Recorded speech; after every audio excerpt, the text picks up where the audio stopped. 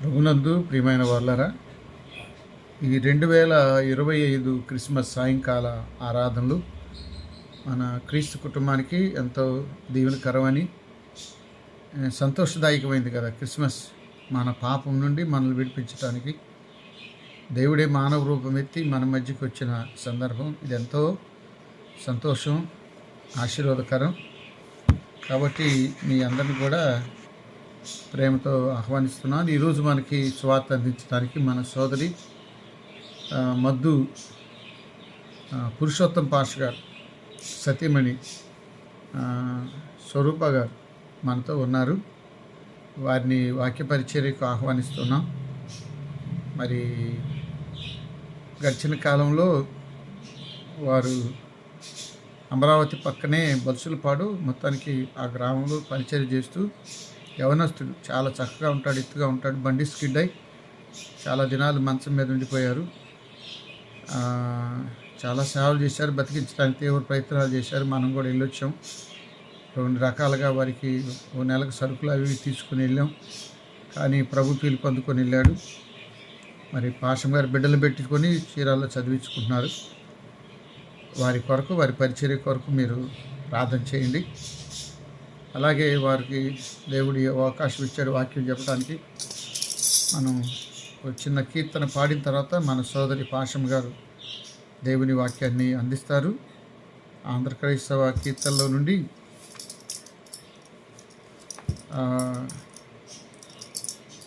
108వ కీర్తన, ఈ రివైల్ ఫామ్లో 38వ కీర్తన, చింతలేదిక యేసుబుట్టెను అనే కీర్తన తర్వాత పాషం గారు దేవుని వాక్యం అందిస్తారు. సమయం వారికి ఇస్తారు. చింతలేదిక యేసు పుట్టెను వింతగను బెత్లెహేమందునా, చెంత చేరను రండి సార్వజనాంగమా, సంతసముందుమా. చెంత చేరను రండి సార్వజనాంగమా, సంతసముందుమా. దూత తెల్పెను గొల్లలకు శుభవార్త, నా దివసంబు వింతగా, ఖ్యాతి మీరగవారు యేసుని గాంచిరి, స్తుతులు నరించిరి. దుఃఖగనుగొని జ్ఞానులెంతో మక్కువతో నా ప్రభుని గనుగొనా, చక్కగా బెత్లెహేము పురమున జొచ్చిరి, కానుకలిచ్చిరి. కన్య గర్భమునందు పుట్టెను కరుణగల రక్షకుడు క్రీస్తుడు, ధన్యులగుటకు రండి వేగమె దీనులై, సర్వమాన్యులై. పాపమెల్లను పరిహరింపను పరమరక్షకుడవతరించెను, దాపు చేరిన వారికిడు కడు భాగ్యము, మోక్ష భాగ్యము. చింతలేదిక యేసు పుట్టెను వింతగను బెత్లెహేమందునా, చెంత చేరను రండి సార్వజనాంగమా, సంతసముందుమా. చెంత చేర రండి సార్వజనాంగమా, సంతసముందుమా. మరి సమయం పాషం గారికి ఇస్తున్నా. పాషం గారు దేవుని వాక్యాన్ని అందిస్తారు.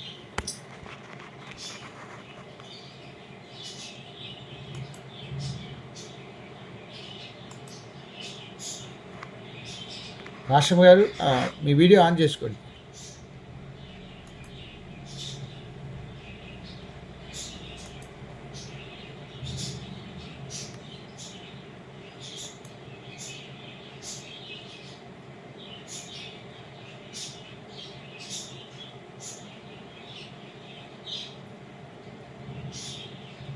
దేవనామానికి మహిమ కలుగుగాక. అందరికీ నా హృదయపూర్వక వందనాలు చెల్లిస్తున్నాను.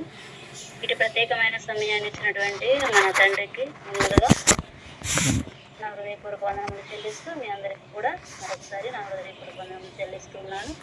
చిన్న ప్రార్థన చేసుకొని వాక్యంలోనికి వెళ్దాము.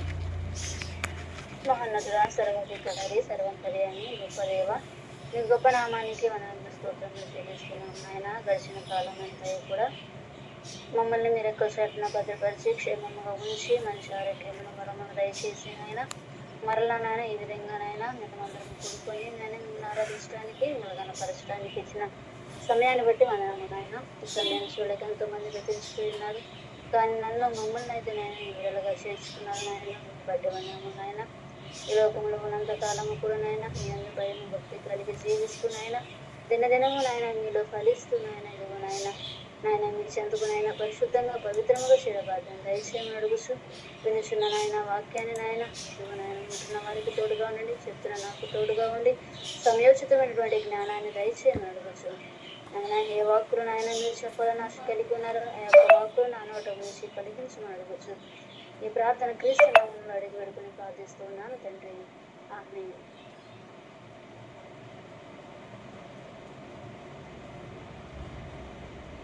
మరొకసారి అందరికీ వందనములు తెలియజేస్తున్నానండి. నాకు ఇచ్చినటువంటి అంశము స్థలము లేకపోవడము.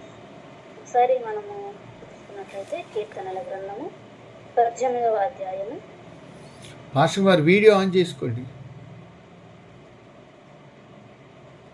ఓకే వస్తుంది. కీర్తనల గ్రంథము 18వ అధ్యాయము 2వ వచనం మనం చూసుకున్నట్లయితే ఇక్కడ దావీదు గారు ఆయన దేవుని స్తుతిస్తూ దేవుని ఆరాధిస్తూ పలుకుతున్నటువంటి మాట అక్కడ చూసుకున్నట్లయితే 18వ అధ్యాయం పైన ప్రధాన గాయకునికి యెహోవా దాసుడైన దావీదు కీర్తన. అతని శత్రువులందరి చేతిలో నుండి సౌలు చేతిలో నుండి యెహోవా అతని తప్పించిన దినమున దావీదు ఈ గీత వాక్యమును చెప్పి యెహోవాకు యెహోవాను స్తోత్రించి అతడు ఇట్లా నేను ఏమంటున్నాడండి 2వ వచనంలో. మొదటి వచనంలో చూడడం, యెహోవా నా బలమా, నేను నిన్ను ప్రేమించుచున్నాను. యెహోవా నా శైలము, నా కోట, నన్ను రక్షించువాడు, నా కేడెము, నా రక్షణ శృంగము, నా ఉన్నత దుర్గము, నా దేవుడు, నేను ఆశ్రయించి ఉన్న నా దుర్గము.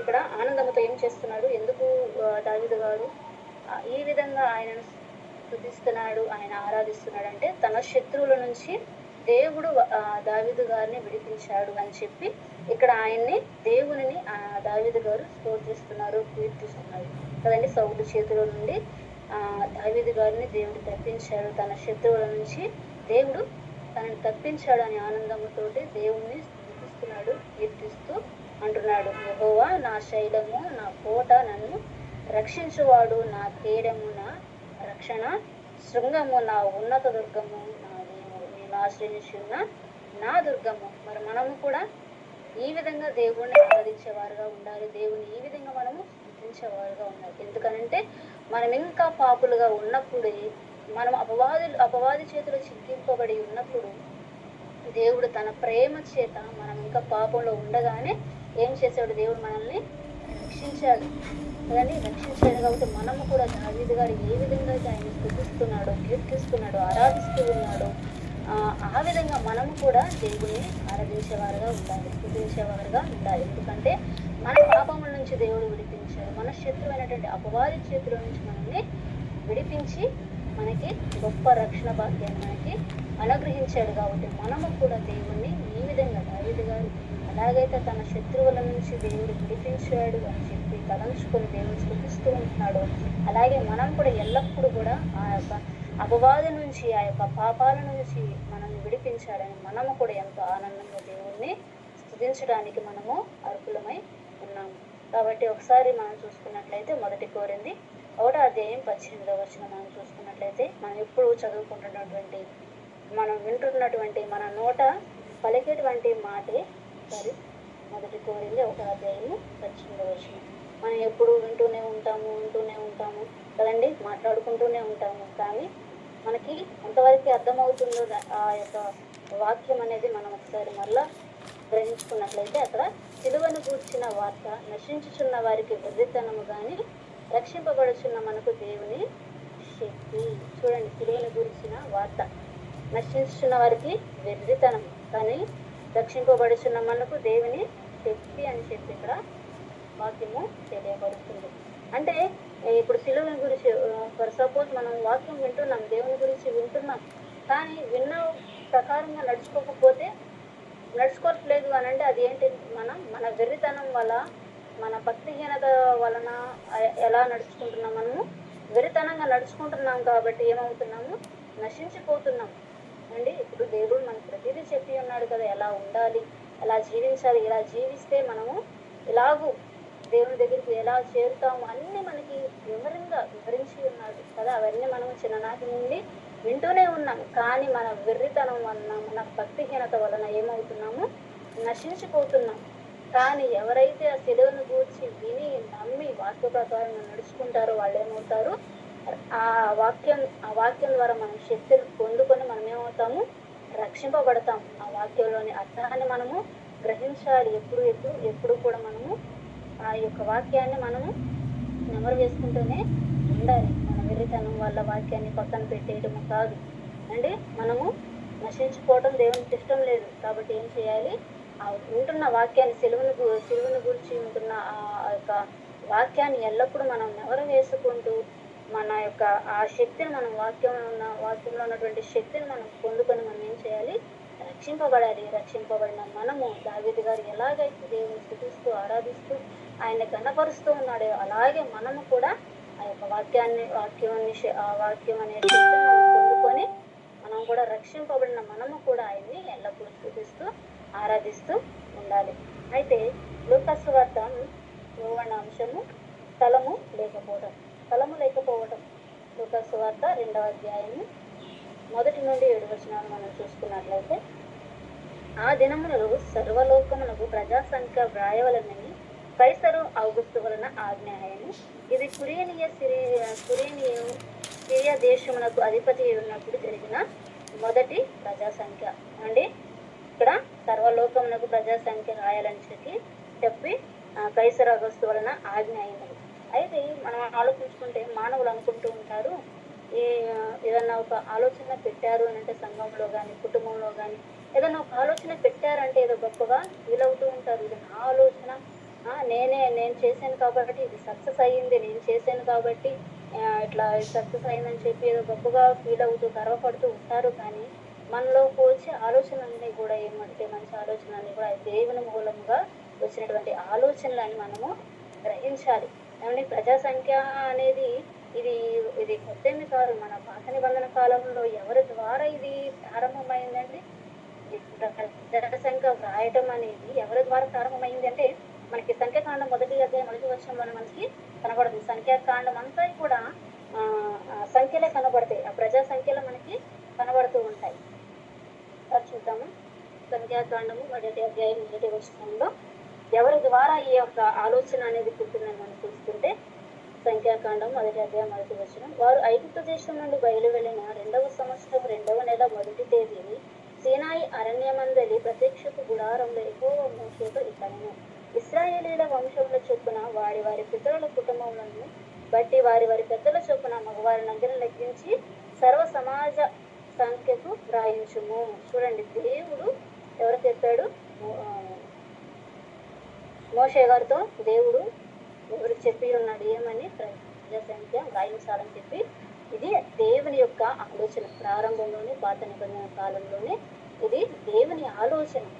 అట్లా ప్రజా సంఖ్యను దేవుడు వ్రాయించాడు. ప్రతి గోత్రంలో ప్రతి వంశంలో ఎంతమంది ఉన్నారు, పురుషులు ఎంతమంది ఉన్నారు, స్త్రీలు ఎంతమంది ఉన్నారు, పిల్లలు ఎంతమంది ఉన్నారు, అన్నీ కూడా దేవుడే వ్రాయించమని ఒక ఆజ్ఞ అనేది మోషే గారికి చెప్పటం జరిగింది. అలాగూ దేవుడి నుంచి ఆలోచన మొదలయ్యింది. అండ్ ఆ వంశంలో ప్రతి వంశంలో కూడా ముఖ్యుల్ని నిర్ణయించి పెట్టాడు దేవుడు. మనం గమనించినట్లయితే ముఖ్యులు ఏమంటారు, ఒక మెయిన్ పర్సన్ని ఎందుకు పెడతారు అని అంటే, ఒక కుటుంబంలో కానీ, లేకపోతే ఒక సంఘంలో కానీ, లేకపోతే ఒక సమాజంలో కానీ ఒక వ్యక్తికి ఒక పొజిషన్ ఇవ్వబడింది అని అంటే ఎందుకు ఇవ్వబడుతుంది? మంచి మార్గంలో నడిపిస్తారని ఆ యొక్క పొజిషన్ అనేది వాళ్ళకి ఇవ్వబడుతుంది కదా. ఇక్కడ అదే చేశాడు దేవుడు కూడా. ప్రతి వంశంలో ముఖ్యుల్ని ఒకళ్ళని ఉంచాలి, మెయిన్ పర్సన్ని ఒకళ్ళని ఉంచాలి అని చెప్పి అనుకొని దేవుడు ఆలోచన చేసి మంచి ఆలోచనతోటి ఆ యొక్క ఆ క్రమాన్ని దేవుడు ప్రారంభిస్తే ఏమైపోయారండి, ఇశ్రాయేలీయులు ముక్కిలే ఏమయ్యారు, ముక్కిలే వాళ్ళు మంచిగా లేరు, పాజిటివ్గా లేరు. అందరూ కూడా ఎలా ఉన్నారు, చెడు ఆలోచన, చెడు తలంపులతో ఉన్నారు. కాబట్టి ఏమైపోయింది, ఇశ్రాయేలు జనాంగము చెల్లా చెదరైపోయింది కదండి. కాబట్టి ఎవరైతే మెయిన్ పర్సన్ ఉంటారో కుటుంబంలో కానీ, లేకపోతే సంఘంలో కానీ, లేకపోతే సమాజంలో కానీ, ఒక వ్యక్తిని ఒక మంచి పొజిషన్లో నిలబెట్టారు అంటే ఆ పొజిషన్కి తగ్గట్టు మనము జీవించాలి అండి. సంఘంలో సేవకుడైనా లేకపోతే సంఘంలో సంఘ పెద్దలైనా కానీ ఎలా ఉండాలి, మంచి ప్రవర్తన కలిగి ఉంటేనే అది ఆ యొక్క సంఘమైన ఆ యొక్క కుటుంబమైనా కూడా మంచి మార్గంలో నడిపించబడుతుంది. కాబట్టి కానీ ఇశ్రాయేలు ఏమైపోయారు, ముఖ్యులే దారి తగ్గిపోయారు, కానీ మంచి మార్గంలో నడిపించలేకపోయింది. కాబట్టి ఇశ్రాయేలు జనంగా ఏమైపోయింది, దేవునికి విరుద్ధంగా అయిపోయింది, చెల్లాచెదరు అయిపోయారు అనమాట. అయితే మనం చూసుకున్నట్లయితే ఇక్కడ ప్రజా సంఖ్య అట్లాగూ చెల్లాచెదరైపోయి అనేక గ్రామాలలో స్థిరపడిపోయారు, దూరం అయిపోయారు, బంధువులకు దూరం అయిపోయారు, ఎవరు ఇంకా దూరంగా జీవిస్తూ ఉన్నాడు. అయితే మళ్ళీ ఏమైంది, మళ్ళీ ప్రజా సంఖ్య రాయించాలని చెప్పి రాజుగారు ఆజ్ఞ ఇవ్వగానే ఎక్కడెక్కడో స్థిరపడ్డ వాళ్ళందరూ కూడా ఎక్కడికి వచ్చేసారు, ఈ యొక్క దావీదు పట్టణానికి వచ్చేసినప్పుడు అప్పుడు మరియ గారు అర్థాన్ని దాల్చుకున్నారు. మనకందరికీ తెలిసిన విషయం, ప్రతి సంవత్సరం కూడా వింటున్న విషయాలే కదండి, కానీ మరలా దేవుడు ఎందుకు వినిపిస్తూ ఉన్నాడో ఒక్కసారి మనము ఆలోచించుకోవాలి. నేను ఇప్పుడు చెప్తూ ఉంటాను, ఒక విషయము పదే దేవుడు మనకి ఎందుకు చెప్తున్నాడు అంటే ఆ విషయాలకు తగ్గట్టుగా మనం జీవించటం లేదేమో, ఇంకా మార్పు ఏమన్నా కావాలేమో మనలో కదండి. ఇప్పుడు పిల్లలకి ఒకసారి చెప్తామండి, 2 సార్లు చెప్తాం, 3 సార్లు చెప్తాం, వాళ్ళు వినరు కదా. ఎందుకు, వాళ్ళకి అవసరమైనదో చెప్తాం కానీ వినరు కదండి. కానీ చెప్తూనే ఉంటాం, చివరికి ఏం చేస్తాం, దెబ్బ పడేదాకా పిల్లలు తెచ్చుకుంటారు. అలాగే మానవులు కూడా ఏంటంటే దేవుడు అనేక మార్లు వాక్యాన్ని చెప్తూనే ఉంటాడు. ఒక వాక్యం కాదు, చిన్ననాటి నుంచి మనం వింటూనే ఉంటాం, కానీ అవే మరల మనకి మన చెవికి వినబడుతున్నాయంటే అది మనము చేయటం లేదని మనం గ్రహించుకోవాలి. ఈ వాక్యం నాకు ఉపయోగపడుతుంది, ఈ వాక్యం దేవుడు నాకు ఎన్నిసార్లు ఎందుకు చెబుతున్నాడు అని చెప్పేది మనం ఒకసారి గ్రహించుకొని వాక్య ప్రకారంగా మనము జీవించాలి. అయితే చూడండి ఒకసారి, అందరూ ఆ సంఖ్యలో 3వ వచనం, అందరూ ఆ సంఖ్యలో వ్రాయబడుటకు తమ పట్టణములకు వెళ్ళిరి. యోసేపు దావీదు వంశంలోను గోత్రంలోను పుట్టినవాడు కనుక తనకు భార్యగా ప్రదానము చేయబడిన గర్భవతి అయి ఉండిన మరియతో కూడా ఆ సంఖ్యలో వ్రాయబడుటకు గలిలయలోని నజరేతు నుండి యూదయలోని బెత్లెహేము అనబడిన దావీదు ఊరికి వెళ్ళెను. వారు అక్కడ ఉన్నప్పుడు ఆమె ప్రసవ దినములు నిండెను కనుక తన తొలిచూలి కుమారుని కని పొత్తి గుడ్డలతో చుట్టి సత్రంలో వారికి స్థలము లేనందున ఆయనను పశువుల తొట్టిలో పెట్టెను.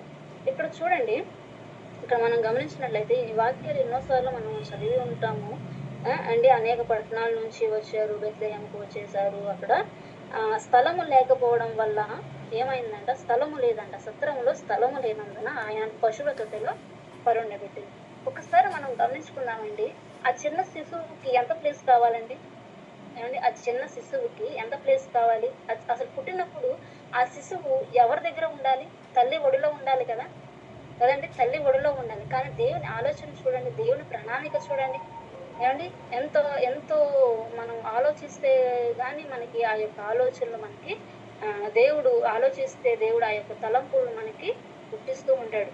ఏమండి, ఆ చిన్న బిడ్డకి ఎంత స్థలం కావాలి చెప్పండి, ఆ తల్లి ఒడి సరిపోతుంది. కానీ ఇక్కడ ఏమంటున్నాడు, స్థలము లేనందున ఆయన పశువుల తొట్టిలో పరుండబెట్టాను. పశువుల తొట్టి ఎందుకు దేవుడు, మరి ఎందుకు ఆ యొక్క ఆలోచన వచ్చిందని నేను ఆలోచించుకుంటున్నప్పుడు, పశువుల తొట్టి దేనికి ఉపయోగపడుతుందండి, ఒకసారి ఆలోచించండి. పశువుల తొట్టి దేనికి ఉపయోగపడుతుంది? పశువులు నీళ్లు తాగడానికి ఆ యొక్క తొట్టి ఉపయోగపడుతుంది. ఆ పశువులు దాహం తీర్చుకోవడానికి ఆ యొక్క తొట్టి ఉపయోగపడుతుంది. ఇప్పుడు చూడండి, ఆహారం లేకపోయినప్పటికీ కూడా జీవించుచున్న జీవికి, మనిషికైనా పక్షులకైనా ఏమండి జంతువులకైనా ఏమి కావాలి, నీళ్ళు అనేవి ఖచ్చితంగా కావాలి కదండి. వాటర్ లేకపోతే, ఆహారం లేకపోయినా జీవించవచ్చు, కానీ నీళ్ళు లేకపోతే బ్రతకలేమంట. ప్రతిరోజు మనకి నీళ్ళు అనేది అవసరం అంట. కాబట్టి పశువులు దాహం తీసుకోవడానికి ఆ యొక్క తొట్టి ఉపయోగపడుతుంది. అటువంటి తొట్టిలో ఏమైంది, క్రీస్తు ప్రభువాన్ని ఆ యొక్క తొట్టిలో పరుండి పెట్టినట్టుగా కనబడుతుంది. ఏమండి ఆయనకి స్థలం లేదా చెప్పండి? భూమి మీద ఆయనకి స్థలం లేదా? ఉంది. ఎక్కడ ఉంది స్థలం? మన హృదయాలలో స్థలం ఉంది ఆయనకి, మన నోటిలో స్థలం ఉంది. భూమి మీద ప్రతి చోట శరీరానికి స్థలం లేకపోవచ్చు, కానీ ఆయన ఆత్మకు, ఆయన ఆలోచనలకు, ఆయన ప్రేమకు, ఆయన ఆదరణకు ఏమండి ప్రతి చోట, ప్రతి నోటిలో ఆయనకి స్థలం ఇవ్వబడింది. ఇప్పుడు మనం చెప్పుకుంటున్నాం ఆయన గురించి. ఆయనకి స్థలం లేదా ఇక్కడ? నీలో స్థలం ఉంది, నాలో స్థలం ఉంది. మనందరం కూడా ఆయనలో ఉన్నాం, ఆయన మనలో ఉన్నారు కదండి. శారీరకంగా ఆయనకి ఈ భూమి మీద స్థలం లేకపోవచ్చు. ఆయన మరణమైనప్పుడు కూడా ఆయనకి ఇక్కడ పాతి పెట్టబడలేదు కదండి, తిరిగి లేచాడు. ఆయనకి స్థలము ఈ భూమి మీద శారీరకంగా స్థలము లేదు, కానీ ఆత్మపరంగా ప్రతి నోట, భూమి మీద ప్రతి చోట కూడా ఆయనకి స్థలము ఇవ్వబడింది. ఆయన ఆలోచనలు ఏమండి, ఆయన తలంపులు, ఆయన ప్రేమ, ఆయన ఆదరణ, ఆయన కరుణ కదండి అందరి నోటిలో నానుతున్నాయి. అంటే ఏంటి? ఆయనకి స్థలము ఉంది. ఎక్కడ? ఆత్మపరంగా, ఆత్మీయంగా ఆయన ఉన్నాడు, మనలో ఉన్నాడు కదండి. కాబట్టి ఎలాగైతే ఆ పశువుల తొట్టిలో పెట్టి, ఆ పశువులు, ఆ తొట్టి ఎందుకు ఉపయోగపడుతుంది? పశువులకు దాహం తీర్చడానికి ఆ యొక్క తొట్టి ఉపయోగపడుతుంది కదండి. మంచి బలాన్ని తెచ్చుకుంటాయి, మంచిగా అవి జీవిస్తుంటాయి. అలాగే మనము కూడా దేవుని ప్రణాళిక ఎలా ఉందంటే, మనము కూడా ఈ యొక్క వాక్యం అనబడిన క్రీస్తులో మనం ఉండాలి. క్రీస్తు అనబడిన వాక్యంలో మనము ఉండి ఈ యొక్క వాక్యం అనే యొక్క దాహం అనేది మనకి తీరాలి. ఆత్మకు దాహం ఏంటంటే, ఆత్మకి వాక్యమే కదా. ఈ వాక్యం అనేది మనకి దాహం తీర్చేదిగా మనకి కనబడుతుంది అనమాట. సో మనము ఈ యొక్క బైబిల్ అనే ఈ యొక్క తొట్టిలో ఈ యొక్క వాక్యాన్ని ఎల్లప్పుడూ కూడా మనము నెమరు వేసుకుంటూ, ఎల్లప్పుడూ కూడా మనకి ఏ ఆత్మకి సమయానికి ఏ వాక్యము కావాలో మనం ఎప్పుడు కూడా మనము తీసుకొని మన యొక్క ఆత్మకు దాహాన్ని మనము తీర్చుకోవాలన్నమాట. సో ఇది నేను అర్థం చేసుకున్నటువంటి వాక్యం. నేను ఎంతో ఆలోచించిన, ఎందుకు పశువుల తొట్టినే దేవుడు ఎందుకు ఎంచుకున్నాడు? పశువుల చిన్న శిశువుకి స్థలం లేదా? పడుకోబెడ తల్లి ఒకటే కదా స్థలం, కానీ పశువుల తొట్టిని ఎందుకు తీసుకున్నాడని చాలా ఆలోచించినప్పుడు నాకు ఈ యొక్క ఆలోచన అనేది రావడం జరిగిందనమాట. సో ఆయనకి శారీరకంగా స్థలము లేకపోయినప్పటికీ కూడా ఆత్మీయంగా ఆయనకి స్థలము ప్రతి చోట కూడా ఉంది. అయితే ఎక్కడ ఉందని మనం చూసుకుంటే 14వ వచనంలో 2వ అధ్యాయము 13-14 చూసుకున్నట్టయితే, వెంటనే పరలోక సైన్య సమూహం ఆ దూతతో కూడా నుండి సర్వోన్నతమైన స్థలములలో దేవునికి మహిమయు ఆయనకి ఇష్టలైన మనుషులకు భూమి మీద సమాధానమును కలుగును కాక అని దేవుని స్తోత్రము చేసులేనండి. ఎక్కడ ఉందంటే ఆయనకి మెయిన్గా స్థలము సర్వోన్నతమైన స్థలంలో ఆయనకి స్థలం ఉంది. ఆ సర్వోన్నతమైనటువంటి స్థలాన్ని విడిచిపెట్టి ఇక్కడికి భూమి మీదకి మన కోసం వచ్చాడు. ఎందుకు వచ్చాడు? మనకి ఇక్కడ ఈ భూమి మీద స్థలము లేదండి. మనకుందా భూమి మీద స్థలము? లేదు. మనకి కూడా ఎక్కడుంది స్థలము? చెప్తాడు కదా, ఎక్కడ యోహాను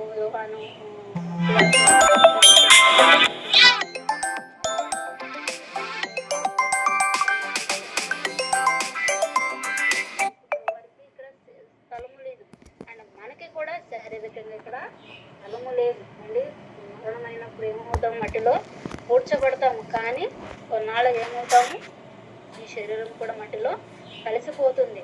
మనకి కూడా ఈ భూమి మీద స్థలం లేదు. మనము కూడా ఎక్కడికి వెళ్ళవలసిన వారము?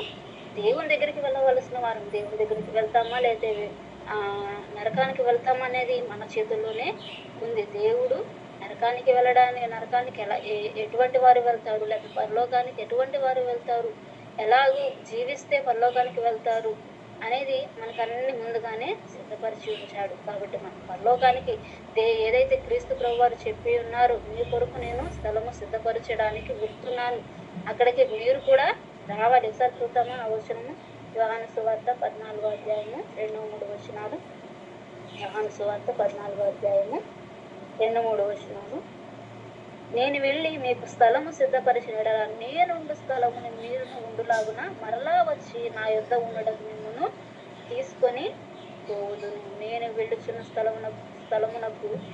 స్థలమునకు మార్గము మీకు తెలియనని చెప్పాను. చూడండి, ఎంత గొప్ప అవకాశాన్ని ఇచ్చాడండి దేవుడు. నేను ఎంత గొప్ప అవకాశాన్ని ఇచ్చాడు, కానీ ఆ అవకాశాన్ని ఏం చేసుకుంటున్నాము? దుర్వినియోగపరుచుకుంటున్నాము కదండి. మన ఆలోచనలతో, మన తలంపులతోటి అపవాది వేసే యొక్క కూతుల్లో మనం పడిపోయి, అపవాది వేసిన వలలో మనం పడిపోయి ఏం చేస్తున్నాము, ఆ యొక్క స్థలానికి వెళ్ళడానికి, దేవుడు స్థలానికి రావాలని చెప్పి దేవుడు ఆశ కలిగి ఉన్నప్పటికీ కూడా మనము ఉపయోగించుకోలేకపోతున్నాం కదండి. అపవాది ఆలోచనలో పడిపోయి లోకానుసారంగానే జీవిస్తూ లోకంలో పడిపోతూ ఉన్నాను. ఇంత గొప్ప అవకాశం అని నేను వెళ్ళి అంటే నా తండ్రి అంటే అనేక నివాసములు కలుగు లేని ఎడల మీకు చెప్పుదలు, మీకు స్థలము సిద్ధపరచ పిలుచున్నాను. ఇది మన స్థలము కాదు, ఇది మన స్థలము కాదు అని చెప్పి ఆయన తిరిగి లేచిన విధానాన్ని మనకి తెలియపరుస్తుంది కదండి. అండ్ తిరిగి లేచిన ఆయనకి స్థలము లేదు కాబట్టి మీకు కూడా స్థలము ఇక్కడ కాదు అని చెప్పి దేవుడు స్పష్టంగా మనకి తెలియపరుస్తున్నాడండి. కాబట్టి మనం ఆ స్థలములో చేరడానికి ఏ విధంగా జీవించాలని దేవుడు ఆజ్ఞించున్నాడో ఆ విధంగా మనము జీవించాలండి. నేనుండే స్థలంలో మీరును ఉండులాగున ఎంత గొప్ప భాగ్యం అండి, ఎంత గొప్ప భాగ్యం చేయండి అండి. నేను లాగున మరలా వచ్చి నా యొద్ద ఉండుటకు మిమ్మల్ని తీసుకొని పోదును. చూడండి, నాతో ఉండటానికి, నాతో కలిసి ఉండడానికి మరలా వస్తాను. మరలా వచ్చి మిమ్మల్ని అందరినీ కూడా ఎక్కడికి తీసుకెళ్తాను. ఈ భూమి నాది కాదు, మీది కాదు. ఈ భూమి మీద కొంతకాలం మాత్రమే మనము బతకాలి. కానీ మన నిజమైనటువంటి స్థలం ఎక్కడ? తండ్రి దగ్గర. ఆ స్థలానికి మరలా మనం అందరము వెళ్ళాలి. నేను చెప్పిన విధంగా మీరు జీవిస్తే నేను వచ్చి మరలా మీ అందరినీ కూడా తీసుకొని వెళ్తాను. నేను ఎట్లాగైతే ఉంటున్నానో అక్కడ తండ్రి దగ్గర మీరు కూడా అలాగే ఆ స్థలంలో దేవుని ఆరాధిస్తూ, దేవుని స్తుతిస్తూ ఉండాలి. ఆ స్థలం కొరకు మీరందరూ ఎదురు చూడాలి అని చెప్పి ఇక్కడ మనకి వాక్యము తెలియజేస్తుంది. అయితే ఒకసారి చూద్దాం. ఎఫెసీ 2వ అధ్యాయము. ఎఫెసీ 2వ అధ్యాయము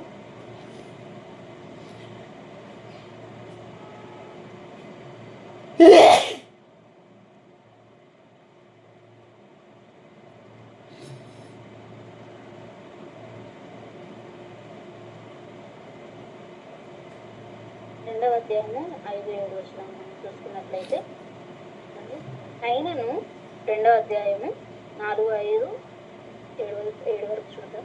అయినను దేవుడు కరుణా సంపన్నుడై ఉండి మనము మన అపరాధముల చేత చచ్చిన వారమై ఉండినప్పుడు ఎనుడుప్పుడు సైతము మన ఎడల చూపిన తన మహా ప్రేమ చేత మనల్ని క్రీస్తుతో కూడా బ్రతికించెను. కృపచేత మీరు రక్షింపబడి ఉన్నారు. క్రీస్తు యేసునందు ఆయన మనకు చేసిన ఉపకారము ద్వారా అత్యధికమైన తన కృప మహాదైశ్వర్యమును రాబో యుగములను కనపరచు నిమిత్తము క్రీస్తు యేసునందు మనలను ఆయనతో కూడా లేపి పరలోకమందు ఆయనతో కూడా కూర్చుండబెట్టెను. చూడండి, ఇక్కడ ఏమంటున్నాడండి, మనం ఇంకా చచ్చిన వారమై ఉన్నాము, అపరాధముల చేత చచ్చిన వారమై ఉన్నాము. కానీ దేవుడు కరుణా సంపన్నుడై చచ్చిన మనలను ఆయన ప్రేమ చేత, మహాప్రేమ చేత మనలను క్రీస్తుతో కూడా బ్రతికించాను. క్రీస్తుతో మరణమై తిరిగి బ్రతికాడు, అలాగే మనల్ని కూడా బ్రతికించాను అని ఇక్కడ ఎఫెసీ సంఘానికి చెప్తూ ఉన్నారండి పౌలు గారు. కృపచేత మీరు రక్షింపబడి ఉన్నారు. క్రీస్తు యేసునందు ఆయన మనకు చేసిన ఉపకారము ద్వారా అత్యధికమైన తన కృప మహా ఐశ్వర్యమును రాబో యుగములు కనపరిచిన నిమిత్తము క్రీస్తు యేసునందు మనలను ఆయనతో కూడా లేపి పరలోకమందు ఆయనతో కూడా చెప్తున్నాడండి. మనకి స్థలం ఎక్కడ ఉంది, మనల్ని దేవుడు ఎక్కడ కూర్చుండబెట్టబోతున్నాడు అండి, ఎక్కడ కూర్చుండబెట్టబోతున్నాడు అని చెప్పి ఇక్కడ పౌలు గారికి స్థలానికి చెప్తున్నాడు. కాబట్టి మన స్థలము ఇక్కడ కాదు, మన స్థలము కూడా ఇక్కడ కాదు. క్రీస్తు ఎట్లా మనకి దేవునికి సమాధానం లేదు అండి, సమాధానం లేదు కాబట్టి మనం దేవునికి అక్కడ చెప్తాడు కదండి, లోకా సువార్త 2వ అధ్యాయంలో 14వ వచనంలో, సర్వోన్నతమైన స్థలంలో దేవునికి మహిమయు ఆయనకి ఇష్టమైన మనుషులకు భూమి మీద సమాధానం కలుగును కాక అని దేవునికి స్తోత్రము చేయుచున్నది. అంటే భూమి మీద సమాధానము కలుగును కాక అంటే అప్పటి వరకు ఏం లేదండి, సమాధానము లేదు, ప్రేమలు లేవు అండి. కుటుంబాల్లో ఉన్నాయా? కుటుంబాల్లో ప్రేమలు లేవు. భార్యాభర్తల మధ్య ఉన్నాయా? తల్లి బిడ్డల మధ్య ఉన్నాయా అండి? కుమారుడు తండ్రి మధ్య ప్రేమలు ఉన్నాయా? లేవండి, లేవు. సంఘాల్లో ఉన్నాయి, అక్కడ కూడా ప్రేమ లేదు, సమాధానము లేదు. కాబట్టి దేవుడు చూసి ఏమయ్యాడు, పిల్లలు నశించుకోవడం ఇష్టం లేదు కాబట్టి ఏం చేశాడు, క్రీస్తు ఈ భూమి మీదకి పంపించాడు. ఎందుకు? సమాధానాన్ని కలిగించడానికి, సమాధానాన్ని కలిగించడం. ఆయన ద్వారా సమాధానము కలుగు కాకనే దేవునికి స్తోత్రము చేసుకుంటేను. చూడండి, సమాధానం కలగడానికి క్రీస్తు ప్రభువు భూమి మీదకి వచ్చాడు. మరి సమాధానం కలిగి ఉంటున్నామా లేదా అంటే మన స్థలం ఇక్కడ కాదు, పరలోకమందు ఆయనతో కూడా కూర్చోబెట్టాను. 7వ వచనంలో చెప్పేసి 2:7 చెప్తున్నాడు కదా, కూర్చోబెట్టాను.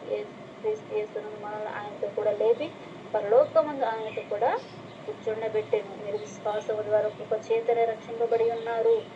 ఇది మీ వలన కలిగినది కాదు, దేవుని వరమే. అది క్రియల వలన కలిగినది కాదు, కనుక ఎవడును అతిశయింపబడ వీలు లేదు. మరి వాటి యందు మనం నడుచుకొనవలెనని దేవుడు ముందుగా సిద్ధపరిచిన సత్క్రియలు చేయుటకై మనము క్రీస్తు యేసునందు సృష్టింపబడిన వారమై ఆయన చేసిన పని అయి ఉన్నాము. అండి, ఏం సిద్ధపరిచాడంటే ముందుగానే సత్క్రియలు చేయడానికి. మనం ఎందుకు సిద్ధపరిచాడు, మనం ఎందుకు పుట్టించాడు అంటే మీరు చెప్తున్నాడు కదా అండి. వాటి మనము నడుచుకునవలెనని దేవుడు ముందుగా సిద్ధపరిచిన సత్క్రియలు చేయటకై, దేవుడు ముందుగా సిద్ధపరిచినటువంటి సత్క్రియలు చేయుటకై మనం క్రీస్తు యేసునందు సృష్టింపబడిన వారమై ఆయన చేసిన పని అయి సత్క్రియలు చేయడానికి మనము ఉన్నామండి. అండి, సమాధానం ప్రేమ కలిగి జీవించాలి. అప్పుడే మనము దేవుడు క్రీస్తు ప్రభు వారు మనకి స్థలాన్ని సిద్ధపరిస్తున్నాడు కదా, ఆ స్థలంలో మనం చేరాలి అంటే ఎలా ఉండాలి? మనము సమాధానంగా ఉండాలి, ప్రేమ కలిగి జీవించాలి. ఏదైతే దేవుడు మనకు ఆజ్ఞ ఇచ్చి ఉన్నాడో ఆ ఆజ్ఞ ప్రకారం మనము నడుచుకుంటేనే మనం కూడా అక్కడ స్థలము సిద్ధపరచుకోగలము కదండి. ఈ భూమి మీద మనకి స్థలము లేదు, కొంతకాలం మాత్రమే మనం ఇక్కడ జీవించగలము కదండి. ఎలాగైతే మరి ఆ యొక్క తొట్టెలో దేవుడు స్థలము లేకపోవడం వలన, స్థలము లేకపోవడం పశువుల తొట్టెలో పొలంలో పెట్టి ఉన్నారు క్రీస్తు వారిని. అలా ఆ యొక్క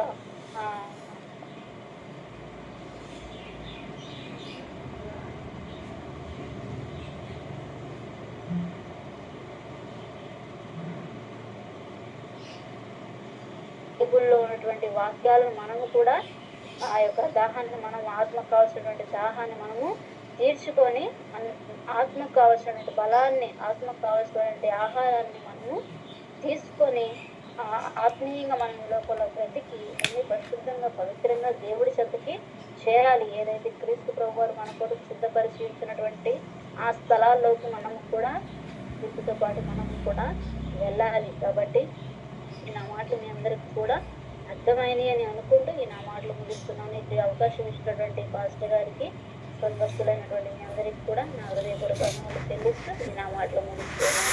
అందరికీ వందనాలు.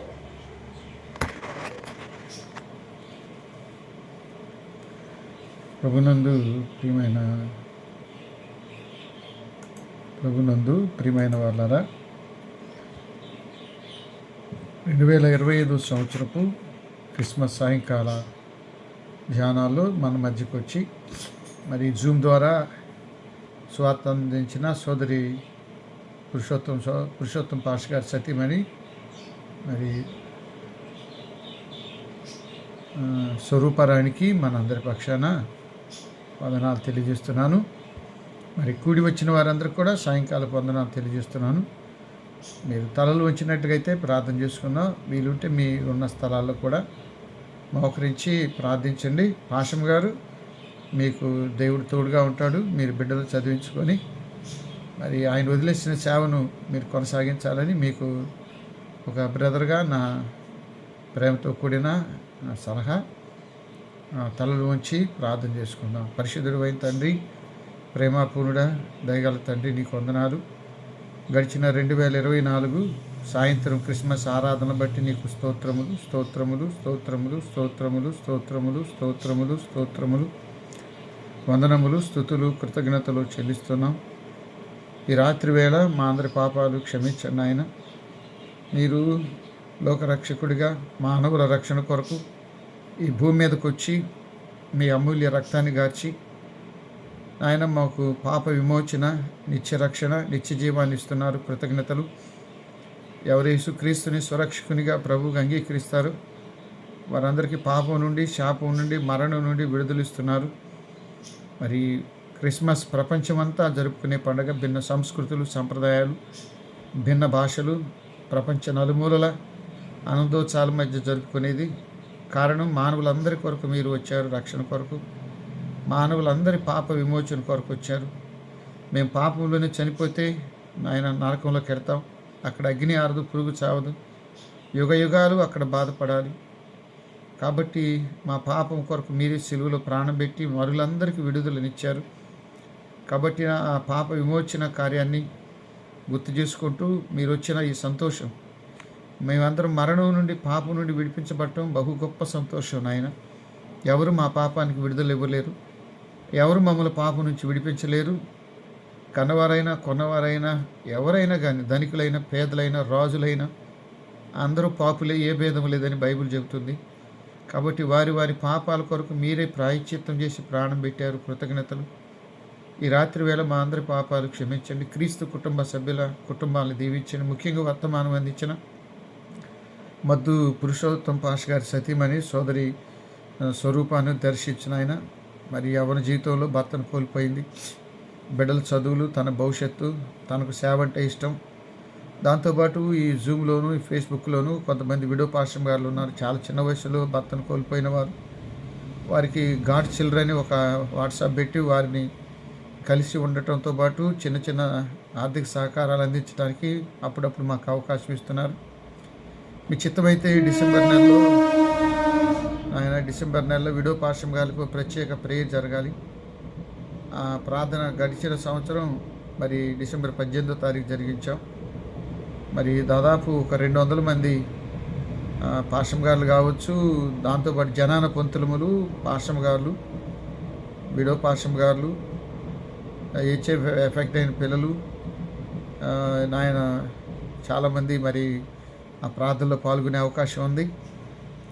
ఆ ప్రార్థన మళ్ళీ జరపడానికి మాకు శక్తినివ్వండి, బలంనివ్వండి. ప్రతి సంవత్సరం 2010 నుండి ఇప్పటి వరకు మరి విడో పాశం గారికి, జనాన పొంతులకి, హెచ్ఐవి ఎఫెక్ట్ అయిన పిల్లలకి కలిపి పెట్టడానికి మీరు అవకాశం ఇస్తున్నారు. అలాగే నాయన అది అందరు కలుసుకోవటానికి, విడో పాశం గారు ఎక్కడెక్కడ ఉన్నారో కలుసుకోవటానికి, మరి వృద్ధాప్యులు ఉన్న పాశం గారు వాళ్ళందరూ ఒక చోట కలుసుకొని ఎవరెవరు మంచి చెడ్డలు తెలుసుకోవడానికి, వాళ్ళందరూ ఒక చోట కలుసుకోవడానికి అవకాశాలు లేవు.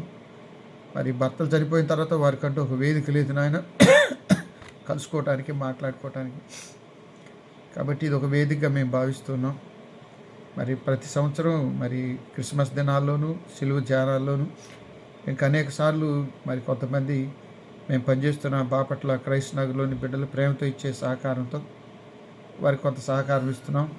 అలాగే క్రీస్తు కుటుంబంలోని బిడ్డలు కూడా ఈ నాయన క్రిస్మస్ దినాల్లో ఎక్కువ భాగం ఇచ్చి ప్రేమించి సహకరించే బిడ్డలు కూడా ఉన్నారు, వారిని కూడా దీవించండి.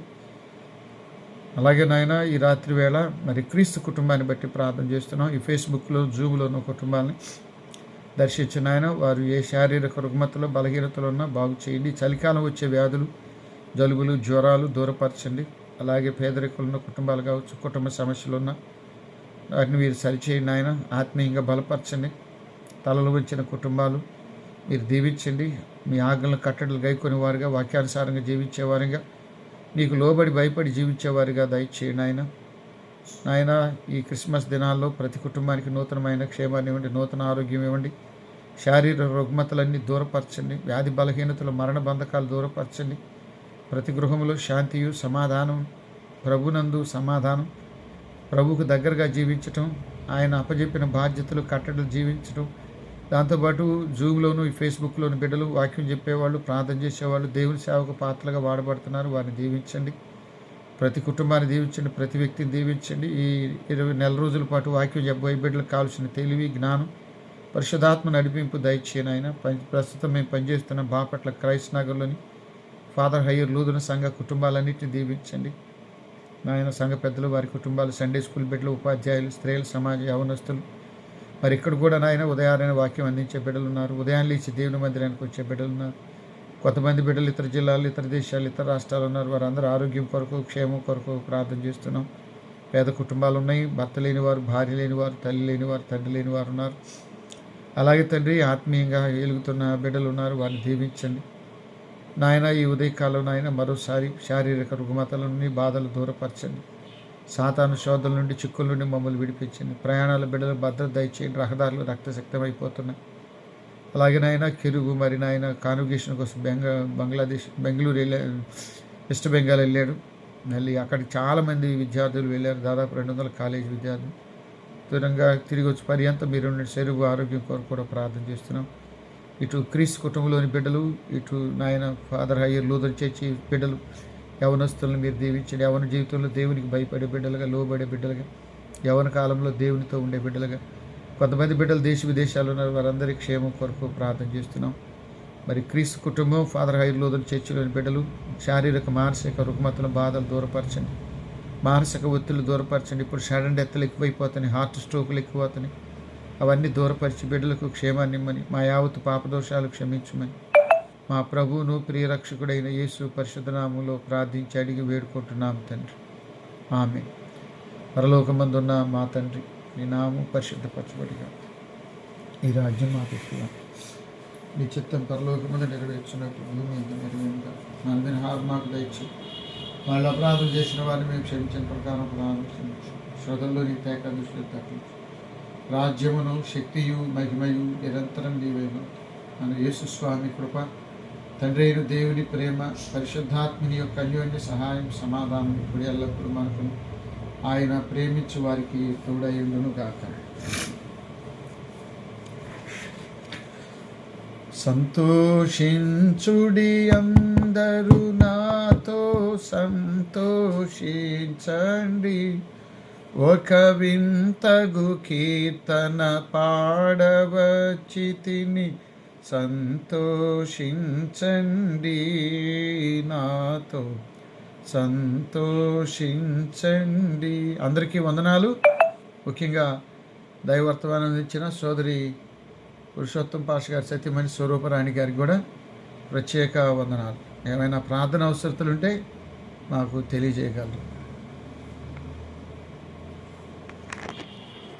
తల్లి పాషమ్మ